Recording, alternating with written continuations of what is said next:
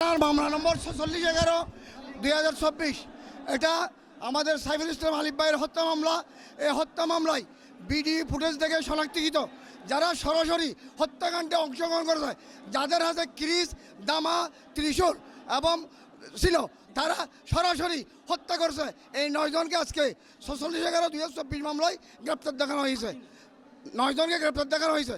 পরবর্তীতে ইতিমধ্যে গ্রেপ্তারকৃত কোতোয়ালি থানার মামলা নম্বর 43/11/2024 8 জন আসামির 7 দিনের রিমান্ডের চাওয়া হয়েছিল। বিজ্ঞ আদালত শুনানি অন্তে 8 জন আসামির 7 দিনের রিমান্ড মঞ্জুর করছেন।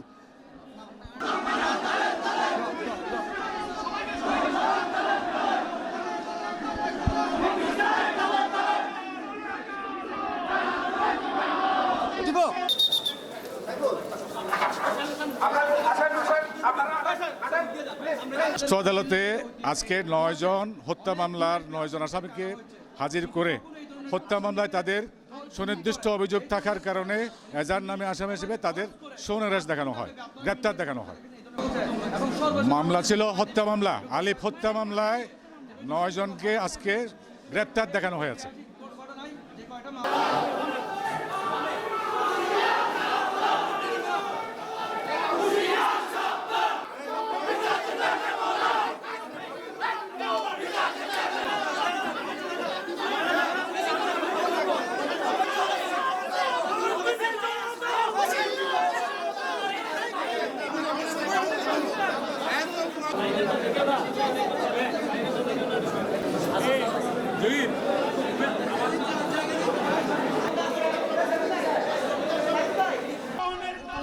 মামলা নম্বর 46/11/2024 হত্যা মামলা।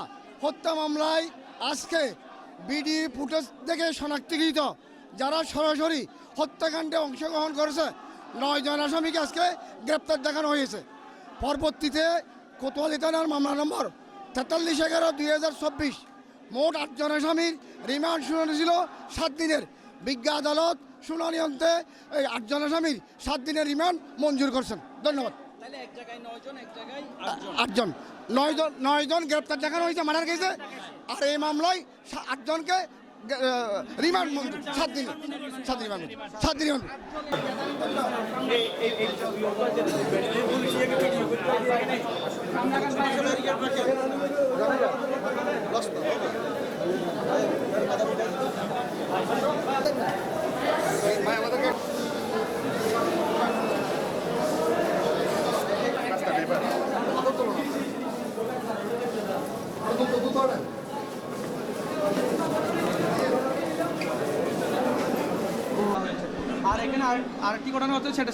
আজকে চিন্ময় দাসকে যতদিন আনা হয়েছিল, তার নাম জামিন নামঞ্জুর করে যখন কারাগারে নেওয়া হচ্ছিল, ওই সময় সন্ত্রাসীরা, ইস্কনের সন্ত্রাসীরা পুলিশের উপর হামলা চালায়, দেশীয় অস্ত্রশস্ত্র এবং ইট পাটকেল দিয়ে পুলিশের উপর হামলা চালায়, 10 জন পুলিশকে আহত করে এবং ভাঙচুর করে। সেই মামলায় মোট 8 জন আসামিকে আজকে 7 দিনের রিমান্ড চাওয়া হয়েছে। মাননীয় আদালত সন্তুষ্ট হয়ে শুনানি অন্তে 7 দিনের রিমান্ড মঞ্জুর করেছেন। আদেশ হয়েছে সেখানে, সেটা হচ্ছে পুলিশকে হামলা করে, পুলিশকে আহত করা, ভাঙচুর করার মামলায় 8 জন আসামির বিরুদ্ধে 7 দিনের রিমান্ড প্রার্থনা করেছেন আইও। মাননীয় আদালত 7 দিন রিমান্ড মঞ্জুর করেছেন। একটু আগে যে মামলাটা হয়েছে সেটা আলিফ হত্যা মামলা। সেখানে 9 জন আসামিকে আগে 54-এ যাতে গ্রেপ্তার করা হয়েছিল রেগুলার হত্যা মামলায়, তাদের আজকে গ্রেপ্তার দেখানো হয়েছে। এই হচ্ছে আজকের